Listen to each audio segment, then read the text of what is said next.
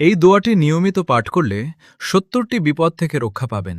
হজরত আবু নাইম ও ইবনে আবি সাইবা রহমতুল্লাহি আলাইহি একটি আমলের কথা বর্ণনা করেছেন। তারা বলেন, যে ব্যক্তি নিম্নের দোয়া একবার পাঠ করবে, ১০০ বার নয়, মাত্র একবার, আল্লাহ তাআলা তার ৭০টি বিপদ দূর করে দিবেন।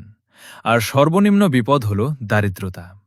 আর অন্যান্য বিপদগুলো এর চেয়ে অনেক বড় বড়। যে ব্যক্তি এই দোয়ার আমল করবে, আল্লাহ তাআলা তার এসব বিপদ দূর করে দিবেন।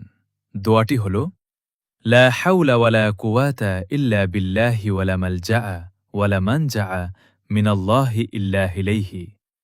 দোয়াটি মুখস্থ থাকলে তো ভালো, না থাকলে মুখস্থ করে নিন। নিয়মিত পাঠ করুন, সব রকম সমস্যা থেকে নাজাত পাবেন ইনশাআল্লাহ। দুশ্চিন্তাগ্রস্তদের জন্য সান্ত্বনা।